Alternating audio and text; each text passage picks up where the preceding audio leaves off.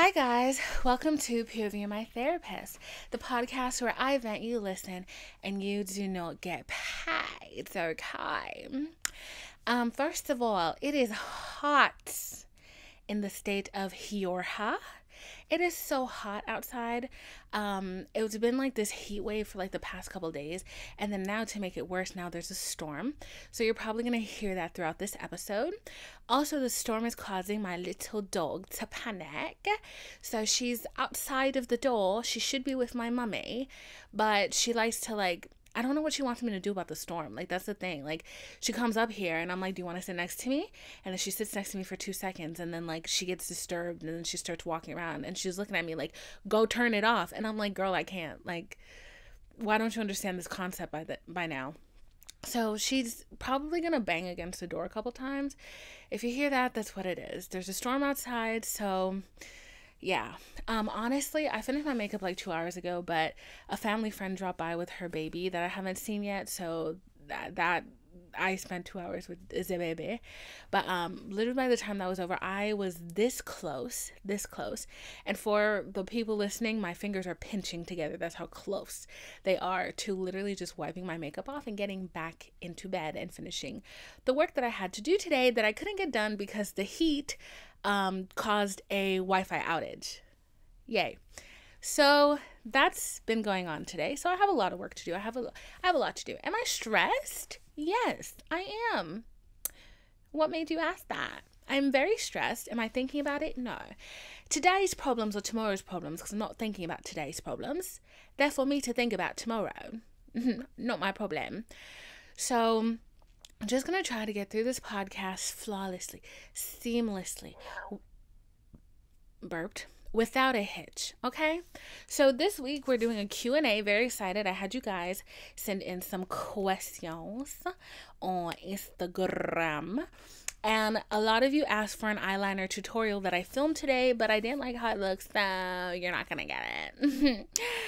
I really need to just suck it up and go full beauty YouTuber and just have a setup where I film a beauty tutorial, a wig tutorial, all of that with this camera that I'm working with instead of trying to do it on my phone in my bathroom, which every time I do is a complete and utter failure, but I know that already and I don't know why I keep doing it.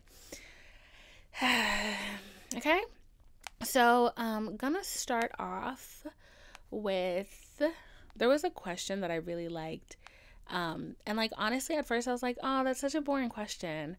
But then the more I thought about it, I was like, you know what? No, that's not a boring question. That's actually a great question. Somebody asked, what would you do if your crush was also your neighbor? On the surface, might seem like a boring question. Like, what do you mean? What would I do if my crush was my neighbor? But then the more I got to thinking about it and I really got into it. Earlier today, I was on FaceTime with my best friend and I was telling her how this weekend I may see my crush, but I don't know yet. And I asked her, I was like, you think I should shave my coochie? I was like, do you think I should shave my coochie? And she was like, oh my God, you're feral. Because I'm never like this. I am never like this. I literally was like, bitch, when I go to this thing that oh my God, I'm about to sound like a hussy. I don't care. So I made my crush this weekend.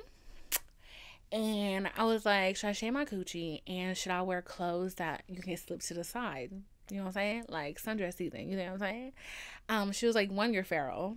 It was giving ovulation. Yeah. So I was like, she was like, honestly, you would rather be prepared than not be prepared, you know? And I was like, that's so true because do I want to say this? I don't care. No, I'm not gonna say it. Anyways, yeah. So she was like, you'd rather be prepared and then not prepared. So I was like, period, you're right. So what would I do if my crush was my neighbor? If my crush was my neighbor, I would behave like a hedonistic hussy. Okay? First of all, I would tell my crush that he's my crush, number one. I would be like, I like you. You know? Yeah. And then, I'd be like, you should come over sometime. because we don't mince words here. But it depends on like what kind of crush it is. Like, is it like a emotional crush? Like you want to actually like get to know them, or like do you want to get into their pants? Because if that was the case, we got to go the hedonistic hussy route. Okay. And the hedonistic hussy, I don't know if y'all started watching Love Island, but it's Ekin Sue. Okay. Hedonistic hussy. Basically, you do what you gotta do to get your man, okay? If my crush was my neighbor, let me tell you something, we would be hunching, morning, day, and night, breakfast, lunch, and dinner. What you mean?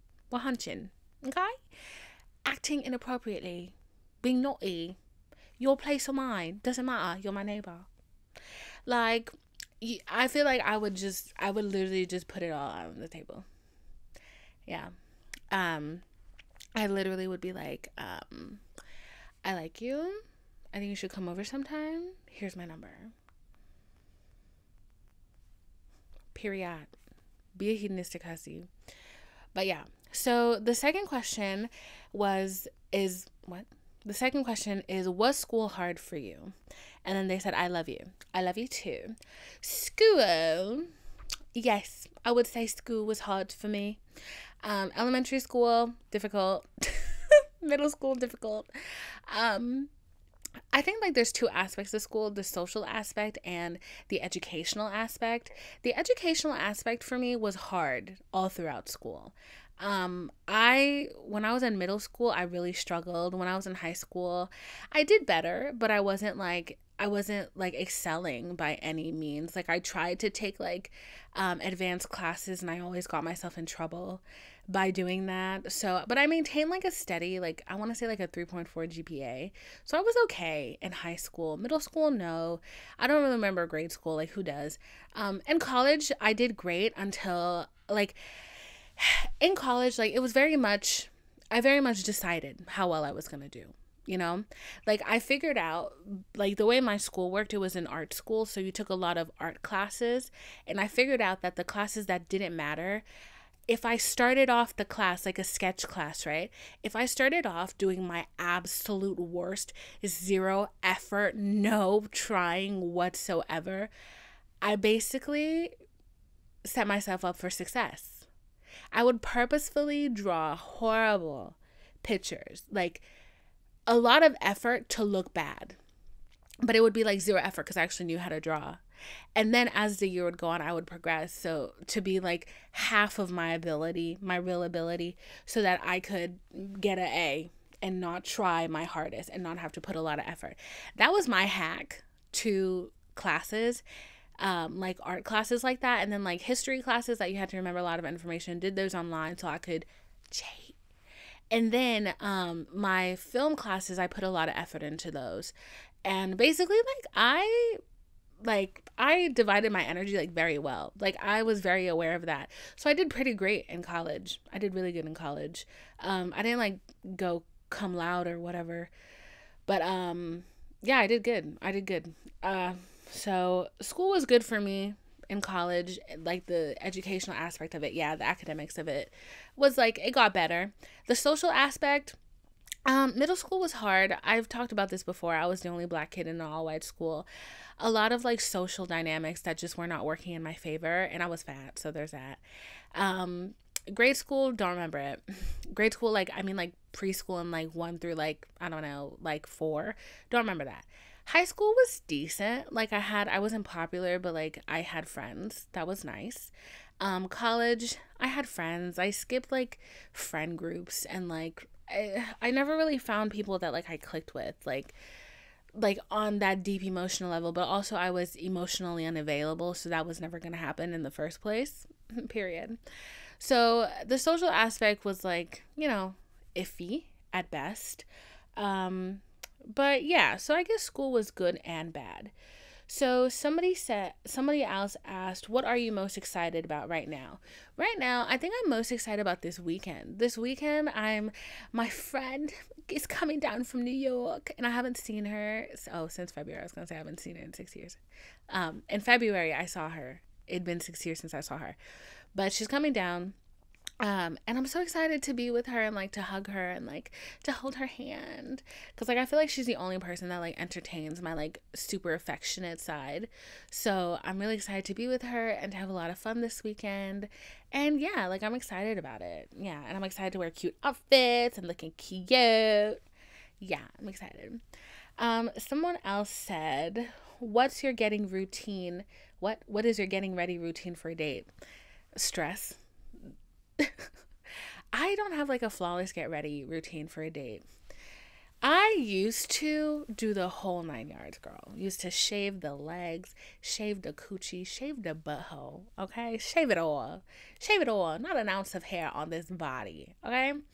Do the makeup, like fully to the T, okay? But as I've like gotten older, and like I'm dating with more intention, I don't do the whole shaving thing anymore. I don't do it.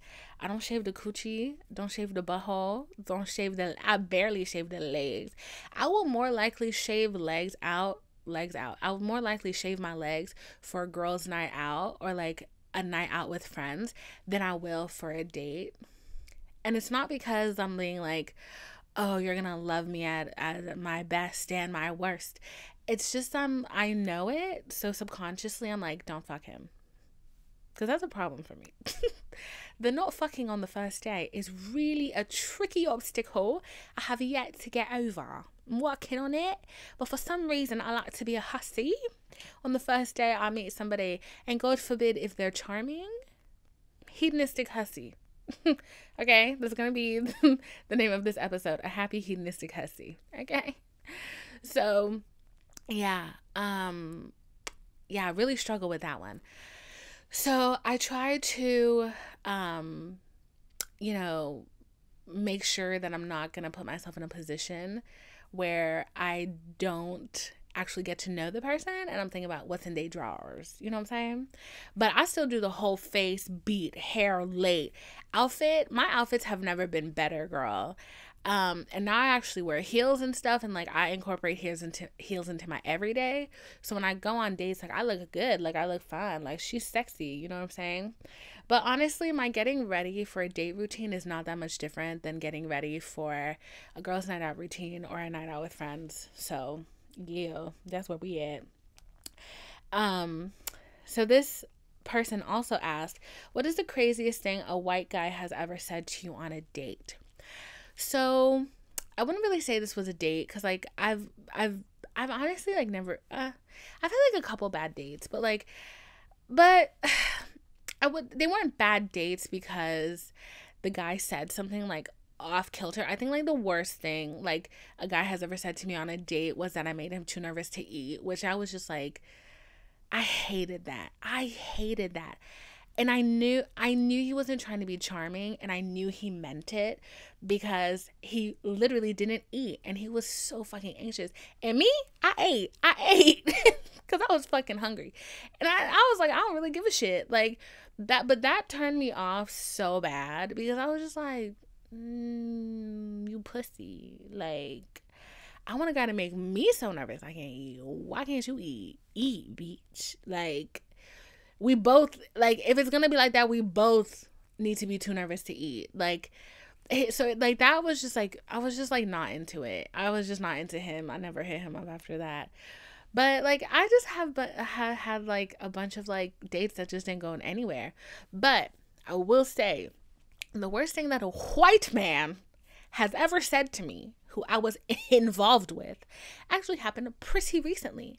Because every once in a while, and I talked about this before, well, not really, but every once in a while I go through my block list and I remove people from my block list because I'm like, now that like my platform's getting bigger, I don't want you to have the clout of being able to say that I'm blocked by Divine.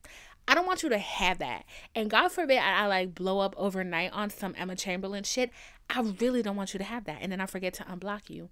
No. So I don't block nobody. Like unless like you a troll. Unless you a trollop. Man, I know in my personal life, I'm not blocking you, bitch. You finna see all the good things that happen in my life. And you're never gonna be able to say, if you were to be like, oh yeah, me and Divine, like we had a thing. She blocked me. No, she didn't. Prove it, ugly. Anyways, So I unblocked this guy. I unblocked him, and like, a couple days went by, he sends me a text talking about, oh, you unblocked me, we should try again. I was like, bored. So this white man asked me if, I want to try again. I'm bored. I say yes. It was a dry spell. It's still a dry spell. So I'm bored. I say yes. Girl. After he tells me he misses me, he proceeds to say, yeah, I still watch the videos you sent me. Mind you, we fell out a year ago. So you kept my nudes and my nasty videos for a year, and you were watching them knowing that we were on bad terms with each other?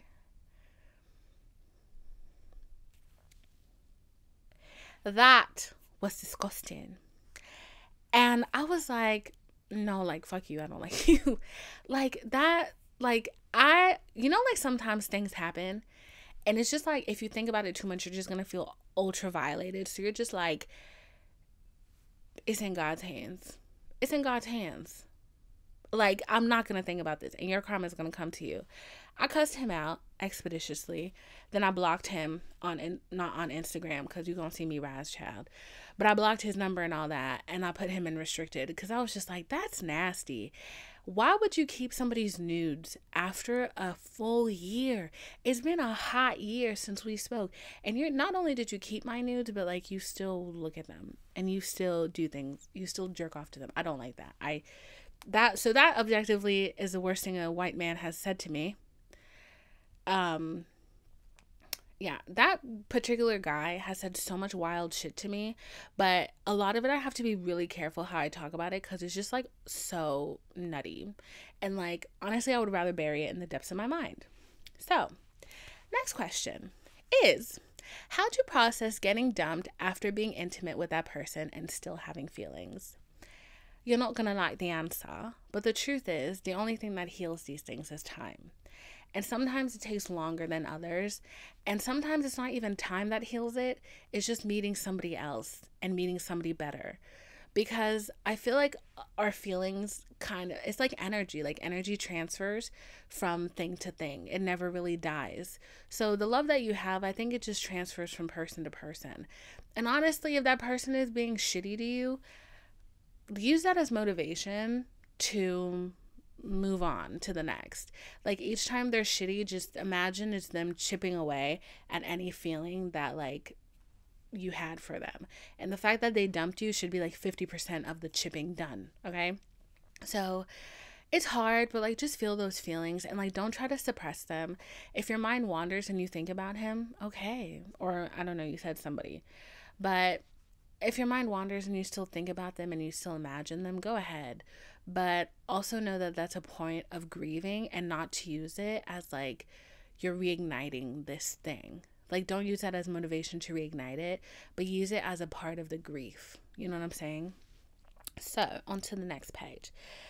Somebody said, coming off passive aggressive, how do you resolve it? Love you with all my heart. I also love you too, baby. For me, realizing that I was being passive aggressive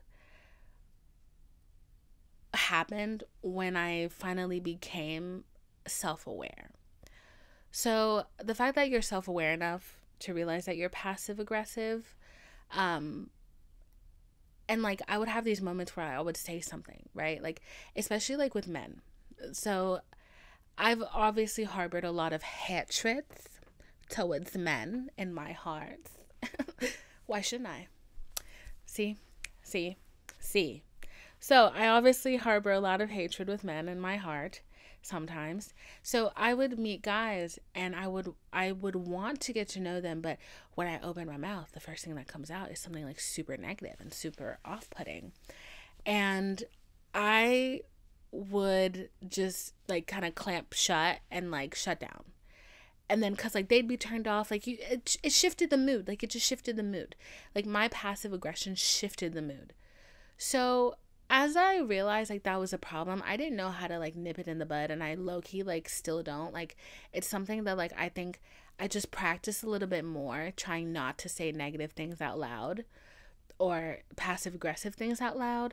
But when I do slip up and I say something passive aggressive, I literally, right after I say it, I say, I'm so sorry. That was super passive aggressive. Let me take that back, and I'm going to say what I really want to say. Like that. Straight up like that transparent, because everybody has issues, and I think it matters that like we're working on our issues and that we're actively like trying to put better energy out there. So if you slip up, just be like, hold on a second, that's not what I meant to say. That was actually really passive aggressive. I take it back. Let me say what I was trying to say.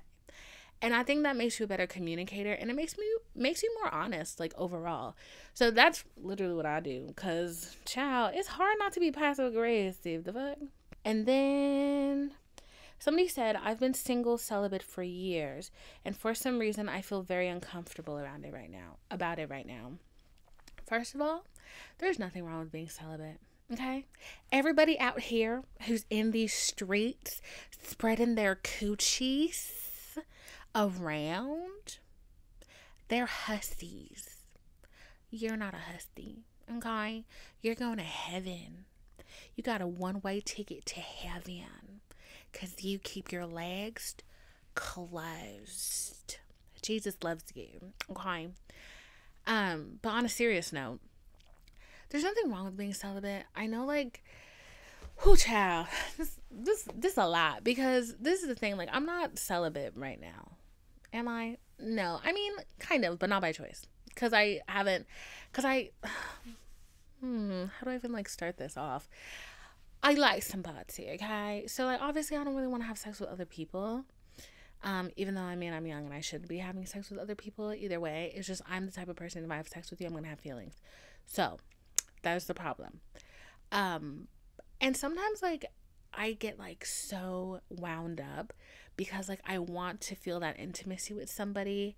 I want to be with someone, and I'm like, what's wrong with me? Like, why is, like, I'll watch, like, some of my friends, like, close friends' story, and they're like, I was fucking this guy, and I'm like, how are you guys having sex so easily?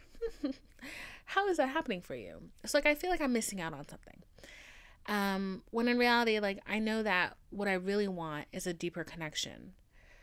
And just having sex with some random guy I was gonna say to maybe get an orgasm, that ain't happening. We know these boys is not doing it. They not doing it. So, okay. But like I also understand like feeling uncomfortable, and like it's kind of like this discomfort in your skin because you're just like, I want it, but like, is it worth it? Do I care really, or do I just feel like left out? I think at the end of the day, just remember why you did it. Whether it's a religious reason, whether it's to prove something to yourself, whether it's because you're holding out for a more deeper connection because you know if you fuck other people, you're gonna catch feelings and then you're gonna be a problem. So if that's why you're doing it, remember whatever you're doing it for. And at the end of the day, you're doing it for yourself. So if you're feeling uncomfortable because of like what your peers are doing, just remember why you started doing what you did, like why you started being celibate. And I'm pretty sure you have a good reason. So I'm not celibate like, you know, like I made this vow to myself, I did this, whatever, but I'm not fucking. Okay? Which can be very sad for me sometimes. Okay? Especially when, okay. But I have to remind myself that like I don't want these empty connections anymore. And I could go out on the street and get some deep, but what I really want is love, and I want affection, and I want someone. I want a real connection. So I have to remind myself of that every time I start feeling like, why aren't I having sex? Like I'm so young and I'm so hot, and she get that Glock 3000. Like, why is she not out in these streets acting a fool?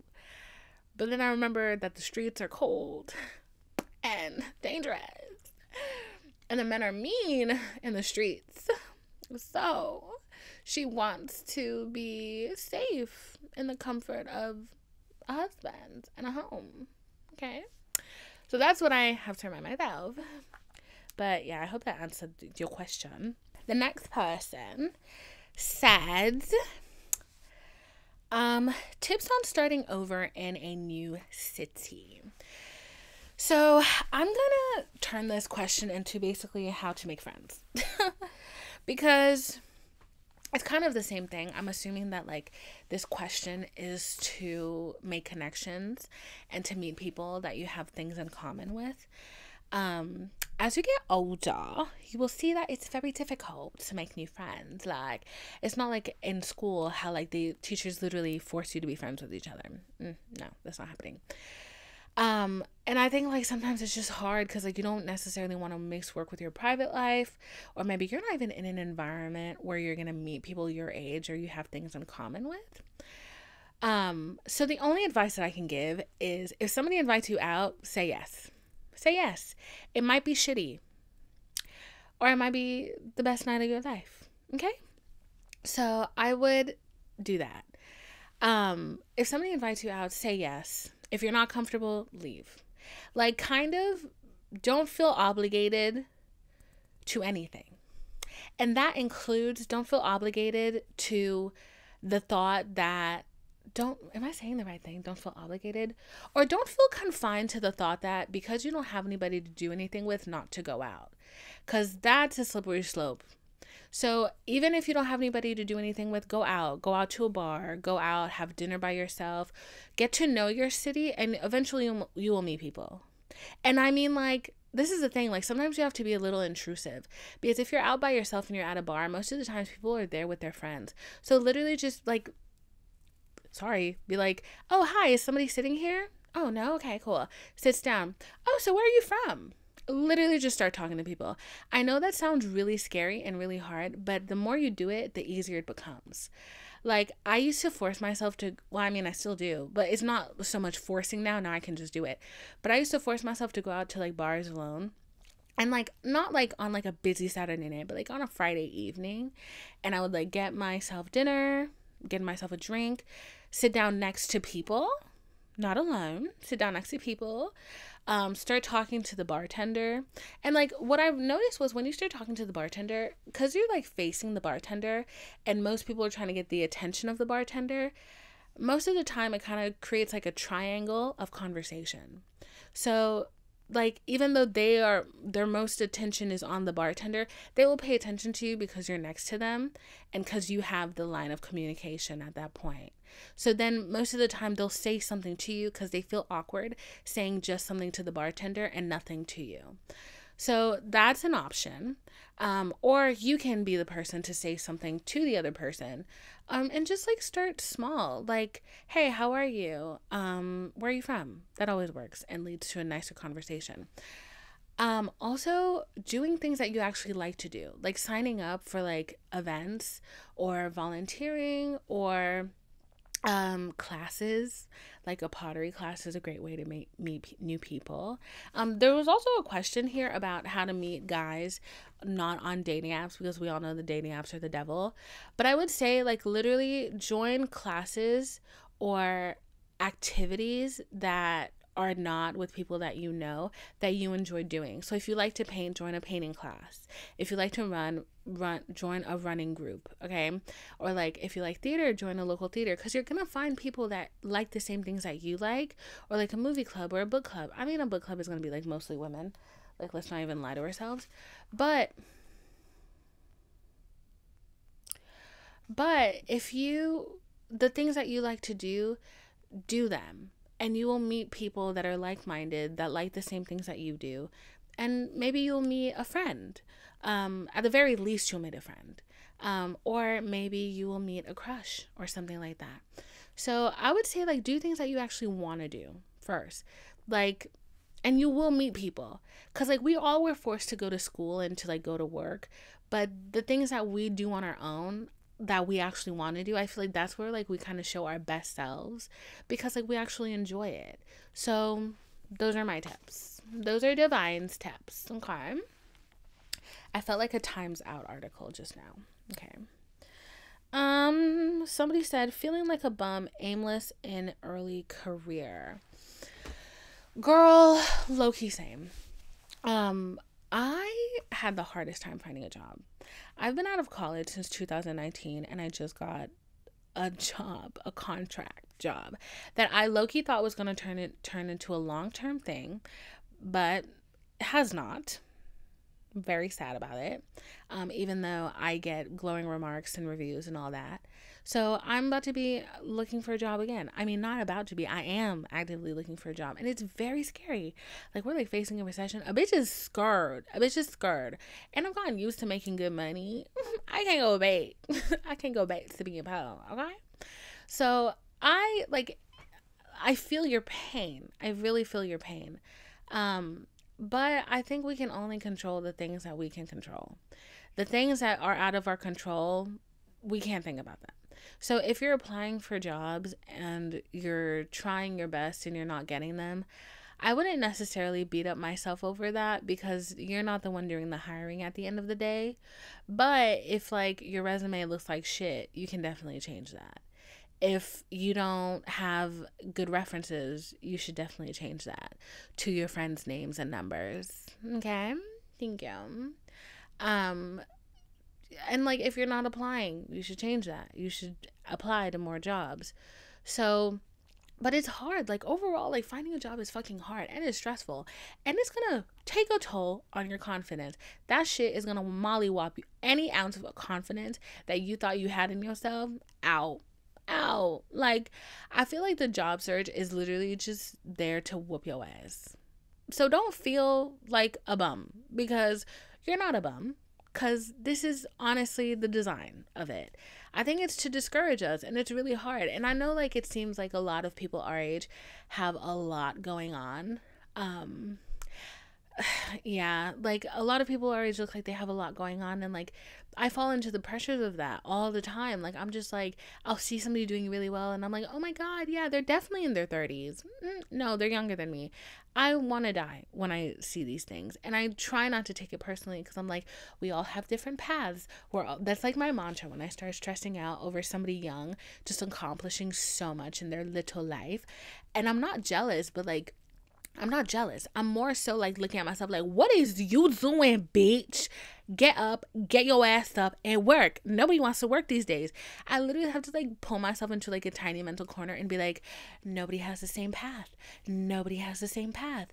You've tried your darndest. You've worked hard. You can't control these things unless you're not working hard enough, which you are. Like I have to remind myself that like everybody has a different path. We're all doing different things, and comparison is the thief of joy. Okay? So don't do that, and just, do the things that you can do, and don't beat yourself up over the things that you can't do, because it's just not worth it. It's just not worth it. Like, it's really not, because at the end of the day, like, you beat yourself up over not having a job. Does that help you on your job search? No. In fact, it probably makes you lay in bed and cry for a couple hours, which you could have been using to look for a job. You know what I'm saying? Or at least having fun or something. How to let go of a boy who made you feel little, but you still tried to be the one for him.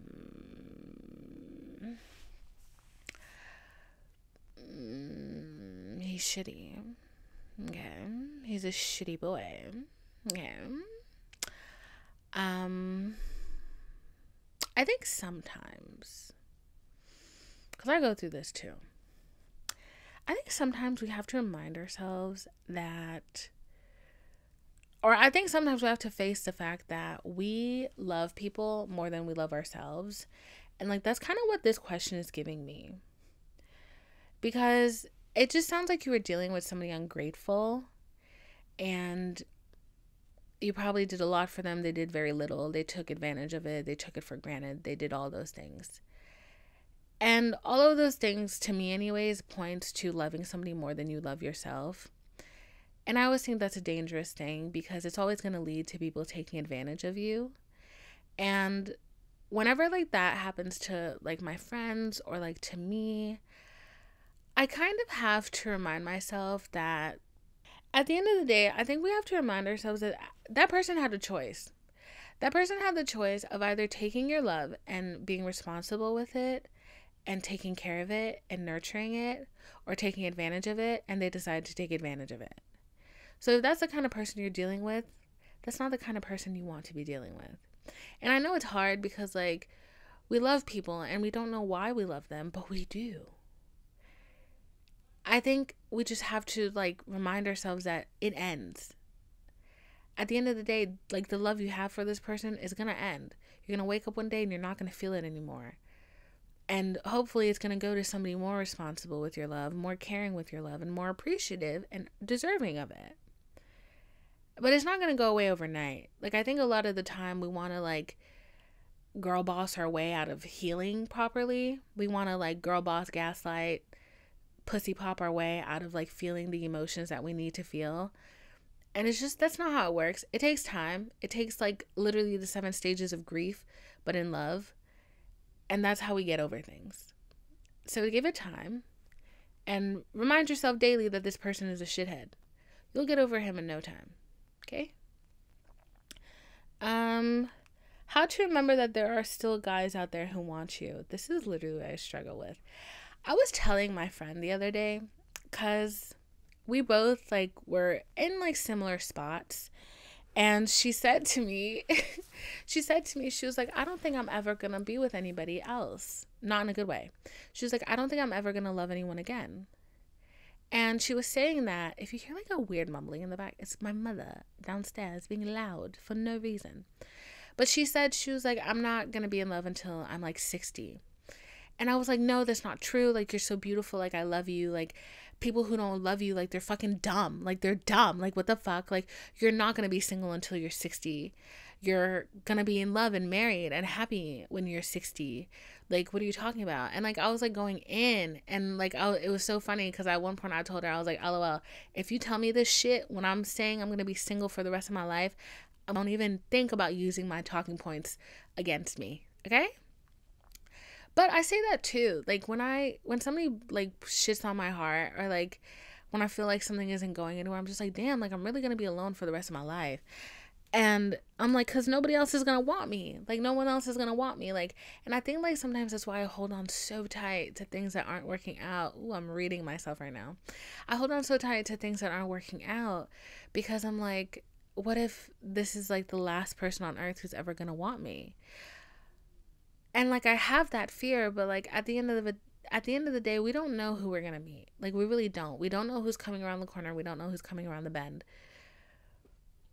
And I think the reason why I feel like that sometimes is because, like, in that moment, I'm, like, so in love and, like, enraptured in this person that I physically cannot imagine that there is anybody else in the world for me at this moment.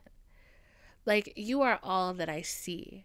Like, I see love in you. I see a life with you. I see our babies. I see our wedding. Like, it's at that real moment, like, I genuinely, and it's true that, like, we can't see ourselves loving anybody else or anybody else loving us. All the time, I'm just like, I'm like, am I going to be alone forever? Is this just going to happen forever? I hate to think about it because when I think about it, I cry. If I think about it, I'll cry. So I try not to think about it. And, like, because I go down that thought, I go down that road, and I'm just like, oh my God, am I really going to be alone for the rest of my life? This is such a reiteration. Like, everybody's finding love in real life, on dating apps, doing things that are just everyday things, and they're finding love in that way. And then here I am trying my hardest, trying to be a person who exists and is social and is fun. And you mean to tell me, like, nobody is attracted to me? Nobody approaches me? Okay, let me clear that up. People approach me. I'm not into it. Okay? Nobody my type up to my standard approaches me. Like, I'm not settling for the muck. I'm not doing it. And I think because I'm a bigger girl, these guys, a lot of times, like, I get guys who are so offhand. go away from me.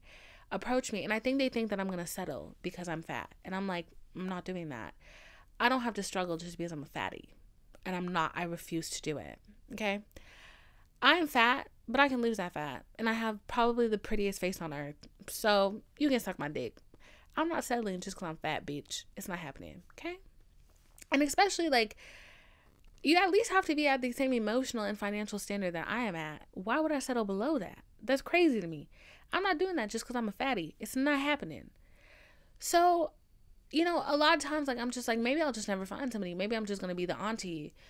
Like, maybe that's just my role in this life. Maybe my role in life is to be this podcast person who is so helpful to all these girls, and I give them hope, and I talk about the things that they're scared to talk about. I give them comfort, and maybe I'm just never going to get the love that I want. Maybe I'm just never going to get that because nobody ever, like, wants me in the way that I want them. Like, maybe that's just what it's going to be. I'm so close to just ending the podcast here. I'm not though. I'm so close to just ending it here. Because I feel like it's so depressing to think about. Like, I feel a wave of depression trying to crash into me. And I'm like, mentally, I'm like, oh, bitch, no, you're not. But the other day, I was thinking, and I was like, you know, maybe it's a good thing that nobody approaches me. Because I do think that the person that I want is out there. I think they exist. I think they're very real. I don't think they're dead for now. So I was like, maybe it's a good thing that people don't approach me because I fall in love so easily. And I can very easily see myself falling for somebody who's not good because they paint a pretty picture up like at face value. And like that, the thing is, like, I'm actually thinking about this like in a very extreme way because I actually don't fall for a lot of bullshit with men. I don't. Like, when guys' actions don't match their words, don't fall for it. I'm not falling for it. So that's why I know if I ever end up with the wrong guy, it's gonna be severe because I don't fall for the shit. Like, I can spot a liar from a million miles away. There's little things that guys do that, like, I catch on it. And I'm like, oh, that's going to be a bigger problem in the long run. I'm going to leave you alone. There's a little bit of mischievous here. Like, there's a little bit of, like, conniving. Like, there's a bit of bad energy here. Like, I can feel that right away.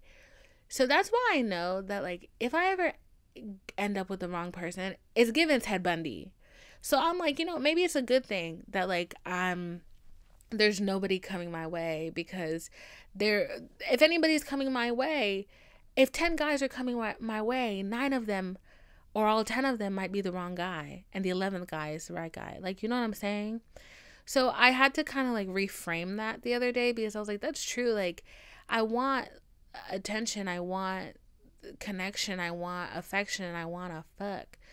But I don't want to put up with dealing with a shitty person or dealing with heartbreak after heartbreak after heartbreak just to kind of like numb a very achy part of me, and not even to numb it all the way because it's not the genuine thing that I want. You know? Did I answer your question? Don't know. Moving on. Took a left turn. Okay, so many of y'all said eyeliner tutorial. I think I started off saying that. Who's my favorite Kardashian? Oh, this is such an unpopular opinion, but Kendall. I like Kendall because she's quiet and because she low-key minds her business and she's kind of mean. And I like her house. I can spot Kendall Jenner's house in any magazine. I am in love with that girl house, okay? And this same person is so funny. They said, apparently Americans don't know what Luxembourg is. Do you? Yes, Luxembourg is a tiny little country. Don't you have, like, the highest per capita of rich people in the world? It's I'm trying to remember where it is. Is it an Eastern European country? It's very small. I can see it on the map. It's like where Finland is. It's not in the Three Fingers. It's not in the Netherlands, but it's like in that area. I think it's landlocked. I remember that much. There might be a little lake or something like on the edge of it, but I remember that it's landlocked. Yes. Somebody also said, please share your most happy moments when you were not in your dark feminine. I'm gonna be real with you. I don't think I had a lot of happy moments when I was not in my dark feminine. I actually can't remember a happy moment when I was not in my dark feminine. I think I've felt the most happiest now that I'm in my dark feminine. When I was in my masculine, I was extremely depressed. Only because I think I used my masculinity that I had in me as a shield of my emotions. It was giving toxic masculinity. But now that I stepped into femininity and I felt very light and happy. But I feel like when I stepped into my dark feminine, which is like being bold and being honest and being in absolute control of myself and my wants and my needs, I'm a lot less stressed. I'm a lot less stressed. I'm a lot less caring of what people think about me. I am a lot less insecure. I feel extremely powerful in this place. And I feel extremely sexy. Like, it's crazy how, like, I've gone. I think some people feel extremely powerful in their masculine, and I just wasn't that person. I think at first I felt powerful in my masculine, but using it as a shield to hide my emotions and my feelings, I think that's when it like became very toxic for me. And I realized that the more I became more feminine, the more healing I did and the more in touch with my emotions I was. And that's not the case for everybody. That's not how it's going to work for everybody, obviously. But I genuinely think that I was always meant to be a feminine person. And I think it took me a long time to get here because, you know, I had a lot of like, I clearly did not get the love I deserved, okay, growing up. I really didn't. And I think because of that, like, it took me a longer road to get here. But I genuinely cannot remember being happy in my masculine. When I read that comment, actually, weirdly enough, I remembered my most sad moments. And there were a lot of them when I was in my masculine. So yeah, I don't have a lot of happy memories from that time.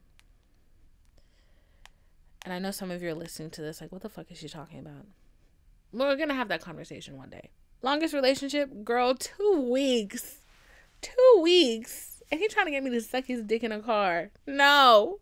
That's when that ended. I went home and I cried. I was like 19. And my longest relationship is 2 weeks. I've had long ass situationships though.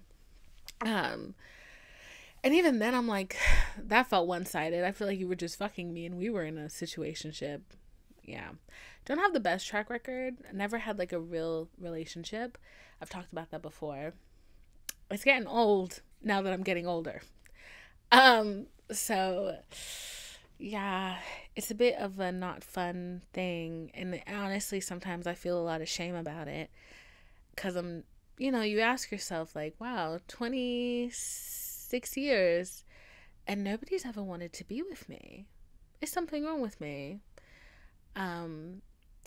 But once again, that's one of those things, if I think about it, I'll cry. So I just don't think about it. But yeah, it's no fun. It's no fun. But yeah, so 2 weeks, longest relationship. But besides that, I answered all of the questions. Yay! We go through it. There were lots of I love yous. So I thank you for those. There were lots of beauty related questions. I do not thank you for those. I'm not a beauty guru. I'll try, but make no promises. But yeah, I like this little episode. It was fun. It was a nice little breakup, like a nice way to break up the content. But yeah, so glad we got through today's recording. Happy we got through it. It's honestly been a long and stressful week, and I'm glad I got through it. It's only Wednesday, but I count it as a win. I have a really scary work deadline coming up, so I'm a little stressed out about that. But I'm excited to have a good time. I'm excited to see friends. I'm excited to just vibe out. When I tell you I'm going to get plastered this weekend, she's gonna get plastered. Okay, got a crib in the city. Gonna be Ubering to and fro. Okay, no driving, not for me. Hopefully getting some dick. Maybe not. We never know. Okay. Outfit on 10. She's gonna be a wreck this weekend, and I'm okay with it. I'm okay with that because I have spent so much of my life being careful and thinking that I did not deserve to have fun because I was fat, because I was self-conscious, because I didn't like myself, so therefore I didn't deserve to have fun. So now I'm gonna have all the fun. I'm going to shake my ass. I'm going to drop this ass. Yeah. And maybe it might be dropped on a cock. Okay. Okay. So I'm going to have all the fun. Imagine turning 21 and not drinking for like 4 years. Why? I really, the word is not suppressed. I restricted myself a lot in everything. You know how like a lot of times like when people have eating disorders, they talk about restrictive eating, restrictive partying, restrictive drinking, restricted fun, just restricted fun. Like I dislike myself so much. I was like, you're not allowed to have fun. Everybody else can have fun. You're not allowed. Like, that was how, like, I spoke to myself. So, now that we're in a better place, I'm having all of the fun. Divine is having fun. So much fun. Okay? So much fun. So, yeah. Yeah. I'm like a new mom who's finally let out the house. We're having fun. So, yeah. How many times can I say so? Yeah, I need to stop. But yeah, so this is the end of the podcast, okay? If you're listening on Apple Podcasts, follow me, please. If you're listening on Apple Podcasts, go ahead and follow me. Thank you. If you're listening, and leave a rating and review. Please leave a rating and review. I will love you forever. Okay. If you're listening on Spotify, leave a rating. If you're listening on Amazon, Google, whatever else, leave a rating if they have them. I don't know. Do they? Maybe. If you're listening on YouTube, the word of the day. The word of the day is hedonistic Hussy. Yeah. Hedonistic Hussy. That's the word of the day, girl. That's so funny. And if you're new here, follow, subscribe, click that notification bell so you can be notified every time I post. And yeah, it's a party here. It's a tea party. It's really fun. Our audience is small, but we're growing. And I like that, like, we're at a tea party. It's a tea party. And maybe one day it'll be the Queen's gathering, Maybe one day it'll be as, like, a large crowd as, like a royal wedding or something. But for now, it's a tea party. And I kind of know a lot of you guys by face and name, and I really like that. So, yeah, today was a fun episode. I will see you later. Oh, wait, no. If you want to follow me on Instagram, it's Vinephilo, VINEPHILO. Same for the Twitter, Vinephilo, VINEPHILO. And the TikTok is Dphile, DPHILE. I'm a FREE. Fuck, nigga, freak. That's my energy going into this weekend. Okay? Alrighty. I love you. Have a wonderful week. I hope you have fun. I hope you get the love you deserve. And I hope you don't let no ain't shit little poo-poo head make you feel like crap about yourself, okay? You are deserving of the love you deserve. Of the love that you want. I love you. Goodbye. Mwah.